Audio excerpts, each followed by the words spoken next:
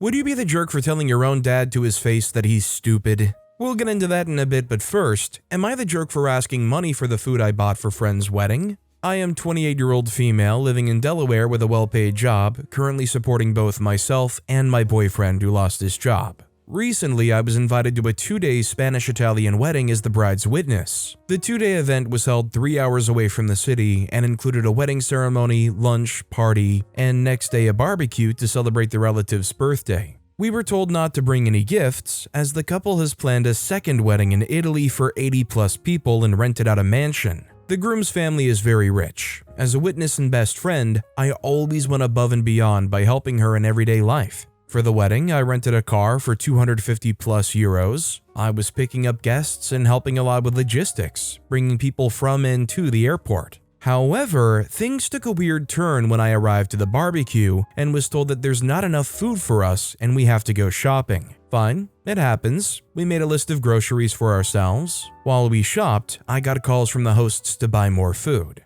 My boyfriend was even asked to get fresh bread. At the barbecue, I was asked to help with cooking, which I ended up doing for 1 hour. The food which we bought was distributed around all tables, meaning that we kinda sponsored the barbecue, which we were invited to. The stupidest moment was when my boyfriend asked for bread. He wasn't allowed to take the fresh bread he bought. Fiance's relative wasn't doing much. He was suffering from hangover from the previous night. Others were hanging around and enjoying the setup. I had a nasty feeling, though I was happy that I could help. Afterwards, the couple went on a honeymoon and asked me to take care of their plants for 1 month, which is totally fine with me. I prepared them a nice bottle of champagne to celebrate their return from the honeymoon. As I spent a lot of money on food, I wanted to get some reimbursement. It's not like I bought food for only my boyfriend, my friend, and me, but for all others who could have gone shopping as well. I added the expenses to split wise and assigned 2/5 to the bride. Despite my efforts and expenses, I was harshly criticized for being a terrible friend, for not bringing a present, not washing dishes, or contributing enough financially. I was told that I should be thankful that their friends allowed us to stay overnight. We got them a bottle of expensive wine as a thank you. Then her fiancé accused me of trying to get their money and suggested I check my finances. The groom even implied that I didn't do enough for the wedding. However, I had already followed their words not to bring a gift and had been supportive in various ways. I was at work and all of this destroyed me emotionally. In conclusion, I felt unappreciated and hurt by the accusations and misunderstandings from my friend and the couple. I had genuinely tried to help and contribute, but it seemed like my efforts were not recognized or valued. They want to minimize your efforts and contributions to the wedding. They want to paint you as somebody that doesn't really care. I don't think OP's the jerk, but is this even worth salvaging? It doesn't really sound to me like these are great people to have in your life anyways. Fresh Caramel 8148 commented, I'd very clearly tell her that this is her wedding, and while you were helping with your time, it should not fall on you to pay for their wedding. It's as simple as that. If she pushes back, if she doesn't apologize, then you need to really think about this friendship and analyze if it's actually a reciprocal friendship. Would she have done so much for you? OP responded saying, I was shocked to receive such requests. In my head and in my culture, if I'm hosting a party, I'm covering the expenses for everything. If someone wants to bring wine, etc., it's a nice gesture to me. If I'm missing some groceries, I would give the money immediately to the guest who buys it. There is no speculation about it. I understand there could be some financial struggles, but it's not the case here. Also, hi, I'm Steven, and if you guys enjoy getting to decide whether or not all of these people are jerks, why not hit those like and subscribe buttons down below? That said, our next story is, am I the jerk for telling my brother I'm not showing favoritism when I support my nieces and nephews, not including a bully, his stepdaughter? I'm 20-year-old male, several years younger than all of my siblings. They're married with kids for the most part and settled while I'm still in college.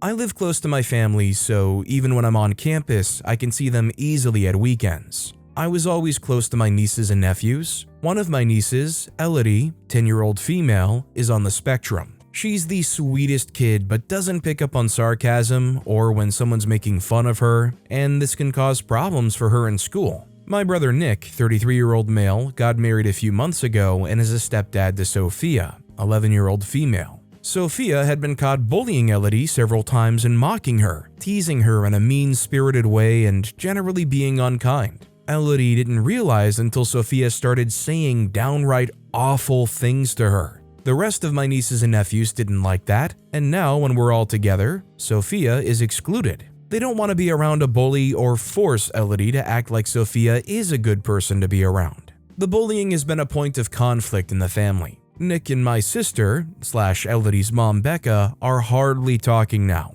and Nick's wife is determined to defend Sophia, while Becca and her husband are so angry Nick stands by this bullying. Their school got involved before summer break and both sides had emails from teachers about the issue. Nick has taken issue with me still playing with / interacting with my nieces and nephews when Sophia is excluded. He accused me of favoritism and told me that I should be working on making sure Sophia is included and making the effort to be the fun uncle to her that I am to the others. He said that he's really disappointed in me helping to exclude a young girl. I told him it's not showing favoritism when I support my nieces and nephews when they don't include Sophia. I told him that's me protecting Elodie, who doesn't deserve to be bullied among her family. I told him that the kids want to protect their cousin / sister, and if he wants Sophia included, he and his wife should nip the bullying in the bud, because otherwise I see nothing changing, and I won't blame the kids or Becca and her husband for keeping Sophia away from Elodie. Nick told me all I basically said is I don't care about Sophia and freak me for that. She deserves better. Am I the jerk? Personally, I would hope that most people agree that OP is not the jerk here. I don't even think it's necessarily about the fact that Nick and Sophia's mom aren't controlling their kid. It's especially about the fact that they aren't even trying to acknowledge or address it. I would maybe feel a little bit different if Sophia was acting out and they're actually actively working on it and still want to be integrated and part of the family. But they're out here just on their deny bullcrap and saying, "How dare you not involve my little angel?" Going that way is just never going to work out, right? Comfortable C2454 commented, "Not the jerk. I told him it's not showing favoritism when I support my nieces and nephews when they don't include Sophia. I told him that that's me protecting Elodie, who doesn't deserve to be bullied among her family. I told him that the kids want to protect their cousin and sister, and if he wants Sophia included, he and his wife should nip the bullying in the bud, because otherwise I see nothing changing, and I won't blame the kids or Becca and her husband for keeping Sophia away from Elodie. Until your brother and wife deal with Sophia's bullying, the family is going to continue to be fractured, because your other nieces and nephews are going to circle the fire and make sure that Elodie is protected. Question: with emails from school coming in, why won't Sophia's mom and Nick deal with her bullying? Or is she being treated as the golden child to make up for her being step-family? OP responded to that saying, "I'm not sure. They've been called out for it and they say that they are addressing it with Sophia, but she needs compassion and should be treated like any of the other kids in the family would be if they weren't being their best. It was pointed out that we never knew her at her best or better. We just know her as a mean kid to another child who's different and more vulnerable." This next story is, am I the jerk for laughing at my brother's girlfriend's psychoanalysis of me? I, 17-year-old male, am really into collecting colognes. I have 30+ full-sized bottles, as well as 50+ smaller sample-sized decants, 1 to 3 milliliter decants. Some of this is admittedly Christmas/birthday presents from friends and family, but I also buy with my own money. Trade bottles I do have for bottles I want, and have a cologne review TikTok page that's popular enough for some companies to send me free bottles. So I don't want to give the impression of being daddy's money. Anyways, my brother brought his girlfriend over, and I was giving her a tour of the house. We went to my room, she asked why I had so many cologne bottles, and I essentially said I always enjoy smelling new scents, and I'm never satisfied that I found the best scent when there's ones out there that I haven't smelt. She asked if I was a freak boy. I said I don't think so, and asked why. She said based off of how I always felt the need to try out new colognes and could never settle with what I had being enough for me, I probably do the same with women. This made me laugh, and I asked if she had taken her first psych class or something. She got offended and asked me why I was laughing, and I admitted that I just frankly thought that was a really stupid analogy to make, and inanimate objects and living humans aren't the same. Am I the jerk? So, in a way, while I do kind of understand the leap she's trying to make, you can't just look at somebody who's constantly looking for the next great scent and then just outwardly pin them as a serial cheater. I think on a personal level, if you see somebody like this and you think to yourself, that seems like the kind of person that'll never be happy and will always look for the next better partner, sure, you can have that assumption or supposed identification yourself, but they are definitely the jerk for immediately going, "Oh, are you a freak boy?" Essentially insinuating, I bet you just sleep around all the time trying to find the next best person to hook up with, you cologne sniffer. Again, you recognize that and you think to yourself, could be a possibility with this person, that's one thing. But as anyone knows, if you try to play pin the tail on the donkey blindfolded, you might just end up sticking one of the innocent bystanders. Forger has commented, not the jerk. She might be projecting. Usually individuals project their own thoughts to other people when they try to figure something out, so she might be the unsettling one. Would be interesting to know how long your brother will be with her. Our next story is, am I the jerk for moving out when my sister said I was abandoning her after being her father figure her whole life? I, 19-year-old male, have a sister, Emma, 16-year-old female. To give a little backstory, mine and Emma's dad left when Emma was 4, abandoning our mother for another woman, leaving her a single mother. Growing up, Emma and I were very close, and as we got older, I found myself taking a paternal role with her, helping with her homework, picking her clothes, cooking while our mother worked. It became a routine in our family until my sophomore year in high school. My mother lost her job, which was our main stream of income. This resulted in me having to get a job to help make ends meet. During this time, I was battling mental health issues and hung around the wrong group.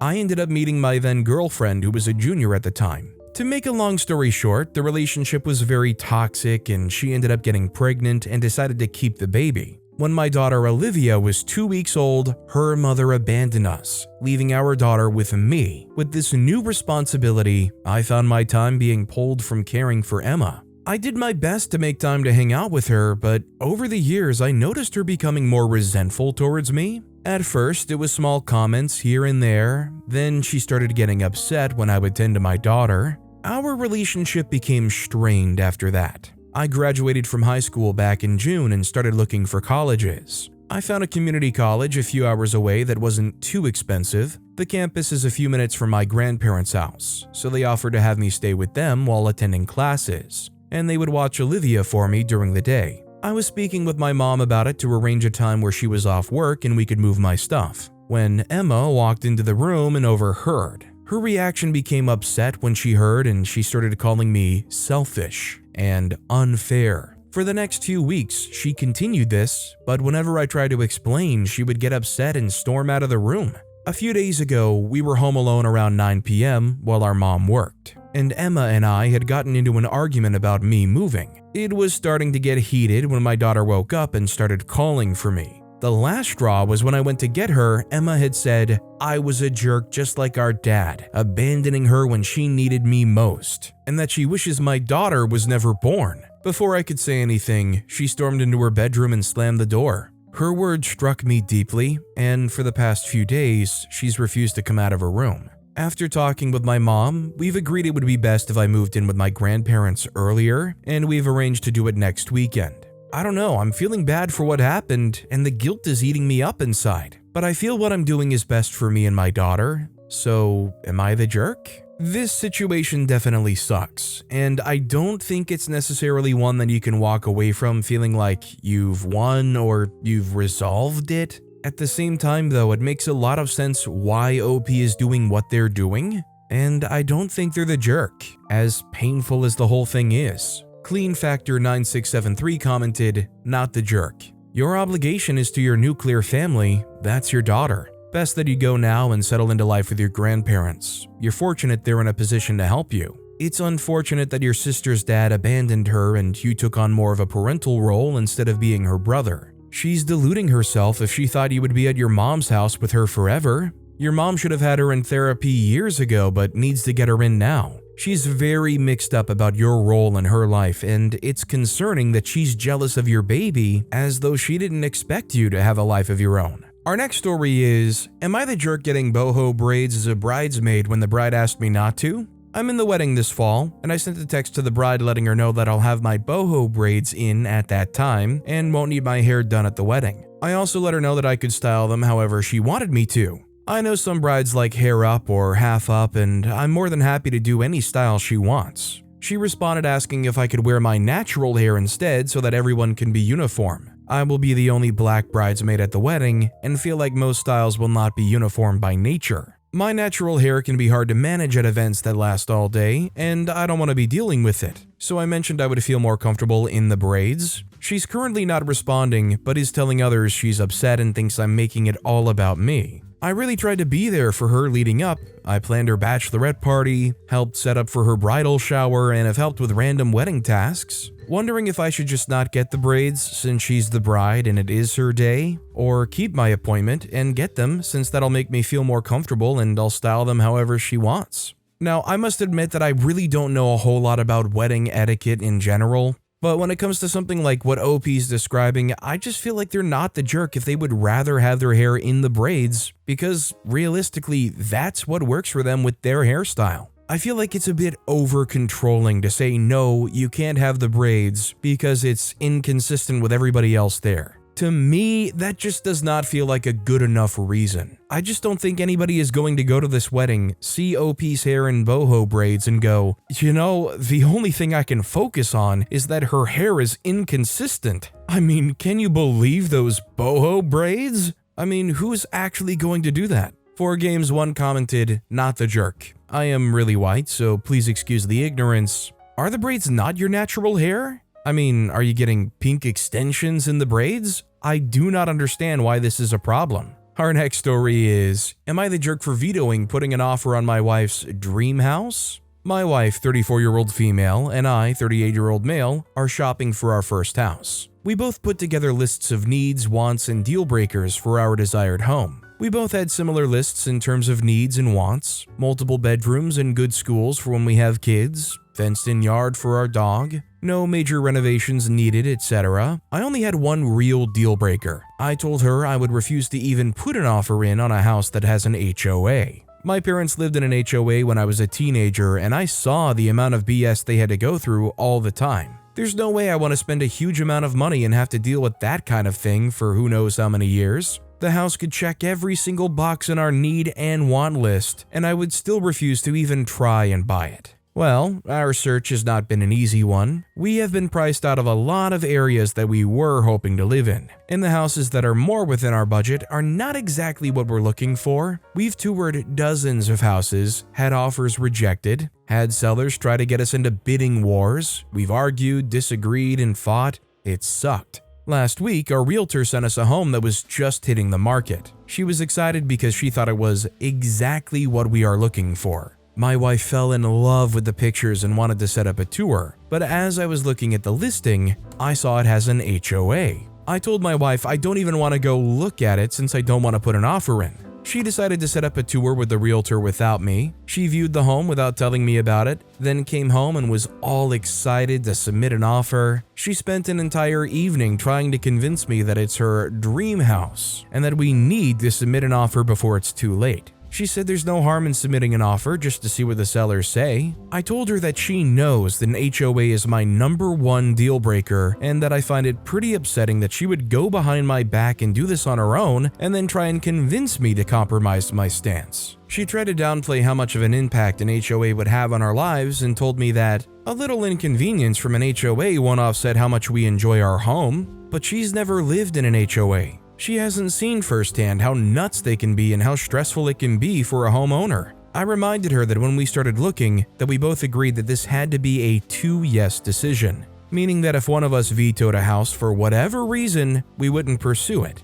And she knows that an HOA is my #1 veto reason. She's now super ticked at me for vetoing her dream house. She's telling me we will never find a house that checks so many of her wants and needs, and that I should just let go of the HOA thing and submit an offer. I told her she's letting her frustration with the process cloud her judgment, and she's taking it out on me. As long as the entire thing was agreed to exactly as OP said, they're clearly not the jerk here. OP said that they made an agreement, they both have veto rights for whatever reason, And this is, like OP said multiple times, their #1 veto reason. And personally, I'm also right there with them. I wouldn't want to live in an HOA. I mean, I get trying to ensure good care of your house, but I don't want a micromanager telling me how I can essentially live in my house and taking a charge for me for doing so. Aknoob commented, "You're allowed to both have deal breakers, so regardless of what your deal breakers are, you are not the jerk here." That said, I know Reddit is a hate-filled rage goblin when it comes to HOAs, and there are absolutely horrible ones out there,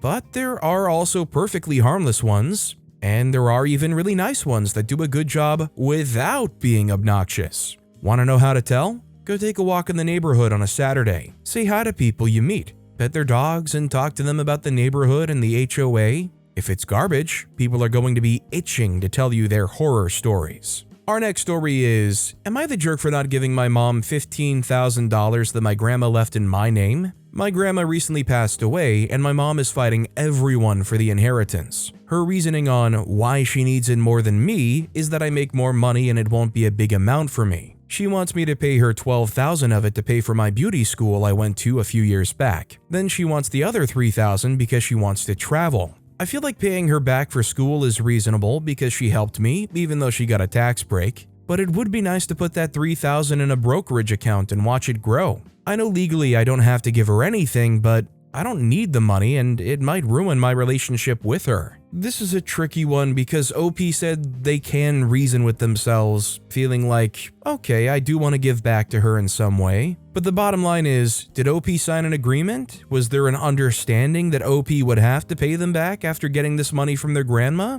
And in a tangential direction, is OP okay with potentially fracturing that relationship with grandma over not giving them the extra $3,000? Personally, I think it's a little unfair and a bit of emotional extortioning from grandma because they're essentially putting out there, unless you don't love me and don't want this relationship to go on anymore, you better give me that money. I think if OP didn't give that $3,000 back and did put it in that brokerage account and used it for their future, they would still easily not be the jerk, despite the fallout that might come with it. Stove1336 commented, No. Your grandmother gave you the money because she wanted you to have it. I actually think it would be disrespectful to give any of that money to her. I just paid over $10,000 towards my daughter's wedding. If she was left money by someone, I wouldn't expect or accept her to pay me back. If she wants to take me on a trip, okay. If she wants to buy me something nice and thoughtful, okay. Greed makes people ugly. Take her on a trip and call it good,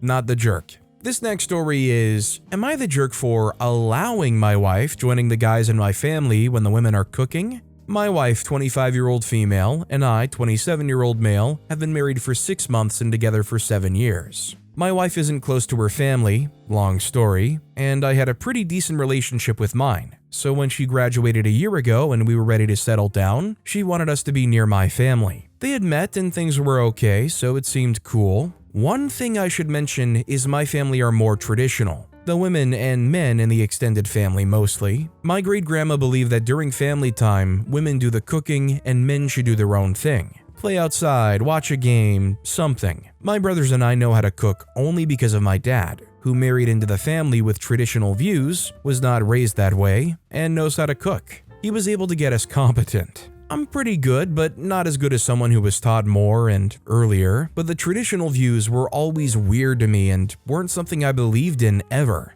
It was something I was upfront with my wife about when we were only dating. My wife is an amazing cook. I will sing her praises every chance I get. She makes amazing food. She was super popular with her roommates and later our roommates in college when she'd agree to take on cooking duty. We both cook at home, but I love every night she cooks. The women in my family are jealous of this. Ever since we moved closer, she was expected to join them in the kitchen. Her cooking got compliments from the family. The men didn't always realize it was her and would say they loved the changes made to a dish. As a direct result, the female members of my family were being jerks to my wife and making comments about her not doing enough and being lazy, but then trying to take over. My wife really wanted to be close to them, so she tried so hard. But I hated seeing it, and my dad couldn't get through to mom, so I told her she should step out of the kitchen and join us guys. She was hesitant to do so, but had fun the first time and she fit right in, and this ticked off the women in the family who told me I should be insisting she join them like she's supposed to. They said I should not allow her to skip cooking duty. I told them I encouraged her to stay with us since they were so unfair to her. I told them we could always skip seeing them if that would make them happier. My wife feels bad. My dad joined me in telling her that the women are just being too hard on her and she doesn't deserve to be treated the way they were treating her. We talked about not attending and I enjoy being with the family less, but she hopes it'll get better. My mom confronted me alone and again told me I was wrong to allow this. I told my mom I love my wife and do not want her mistreated and excluded by my family. She said I'm not doing any favors hiding her from them. I told her they could try being nicer. She said I'm making this a bigger deal than it needs to be. Am I the jerk? Obviously, the culture seems pretty strong here, but I think OP's not the jerk. If she's going where everybody's trying to funnel her to, and then behind closed doors, they're trying to treat her like crap for being good at doing what they're trying to funnel her into doing, I don't see how OP could be the jerk for getting them out of that scenario where they're getting treated so badly and sticking up for their partner in crime. Free Range Chicken commented, "Not the jerk. You're doing the right thing helping her to be comfortable in these situations. It's a no-win thing for her, but at least you and your dad are supporting her. Also, allowing her? You're not her boss or keeper. Good on you for making the effort to make your wife comfortable and refusing to give in to this outdated nonsense." OP responded, "I think it'll likely reach the point where we just stop being there. I can't see another way around it unless things majorly change. My wife really wants this to work out because she loves the idea of a close family, but the views held in my family can be extremely dated, like the whole allow thing. Like you said, I'm not my wife's boss and I'm not an authority figure over her." Our next story is, am I the jerk for calling my dad stupid after being told to use a paper towel for swimming on my period? For context, I, 15-year-old female, and my dad, 35-year-old male, have had a really good relationship for the past year or two. We've always been close, but I've had a rocky relationship with my mom, so he's been my main support system. Currently, I'm on holiday with my grandparents, younger sister, my dad, and his girlfriend. 4 adults, 2 kids, including me, and I got my period. I have a really heavy flow, but I'm not yet comfortable with using tampons or cups, so I stick to pads. We were meant to be going to a water park, but with me getting my period,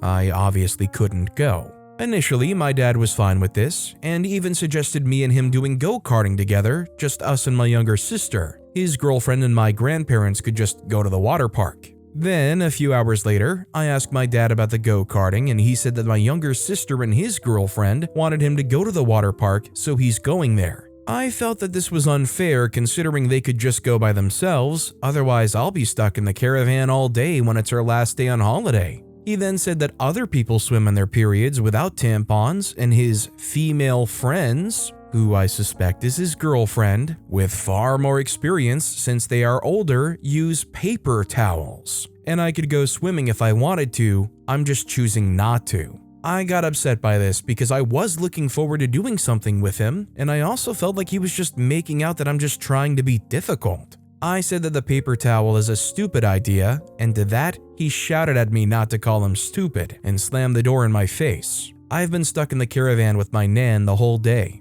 Me and my dad aren't talking because he said he doesn't want any more arguing. My nan, mom, and friends all agree that a paper towel was a stupid thing to say, but I suspect his girlfriend was the one who suggested it in the first place, so am I the jerk? Edit, a lot of people are saying I'm making the holiday about me and shouldn't expect my dad to cancel. I didn't expect my dad to do anything. He offered to take me go-karting, saying he would prefer to do that over the water park anyway. If he didn't want to, that's totally fine, but if that was the case, he shouldn't have waited to tell me that until 11 p.m. or 12 a.m. that night, by which point it was far too late for me to arrange anything else. Also, the only reason he chose to do the water park is because his girlfriend and my sister said they wouldn't go without him, despite the fact that they still could have gone, just them two.